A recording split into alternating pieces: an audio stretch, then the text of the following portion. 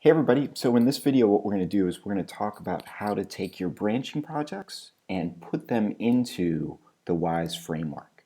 So I have my raw materials here which represent state number 1, state number 2, and then state number 3. I also have an intro and an end and 3 stingers that I'm going to implement today. Alright, so the first step, let's open up Wwise.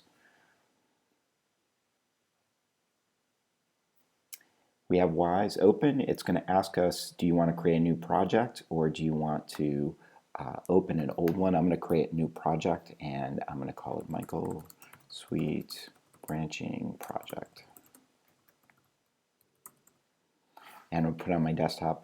I don't need these plugins down here for this project, so I'm going to select none. I'm going to hit OK.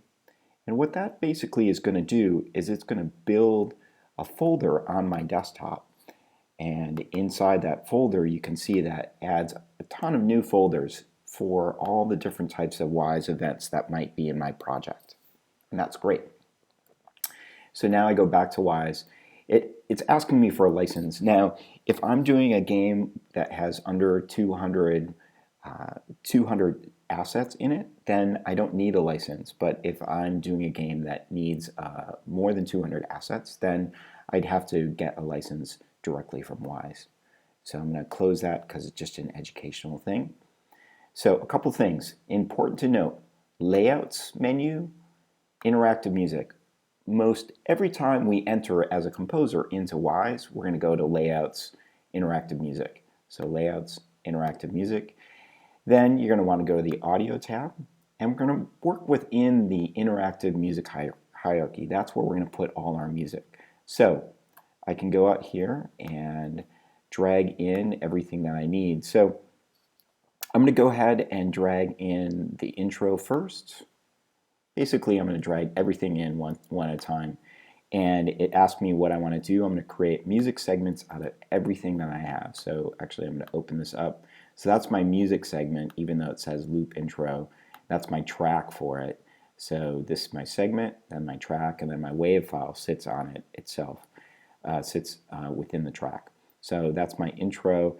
And this is a little bit of a tedious process, but I'm going to go ahead and do my ending next. Oops. I will cancel that because I I didn't drag it to the right place. So I want to take my loop end. Make sure you go to default work unit. That's where you want to drag it to, create a new music segment, and then you can see that creates the new music segment there. Now I'm going to do that for each one of these. We're going to end up putting each state into its own playlist.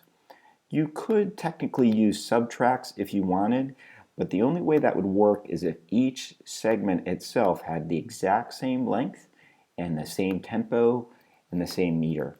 So in my case, that's not the case, and so I'm going to go ahead and import each one as a separate file.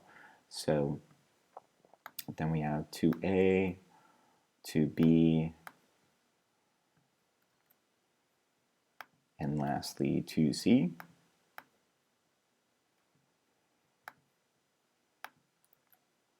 And then we have 3A,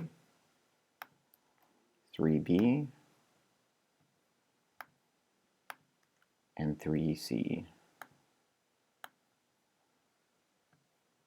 Okay, I also have some stingers.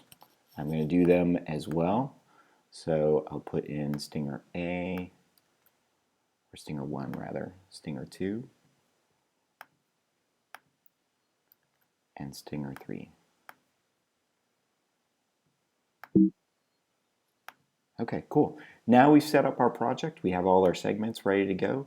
We're going to create our playlists next, and then we're going to create our switch containers after that. So this is the end of the first video. I'll see you on the other side in the next video.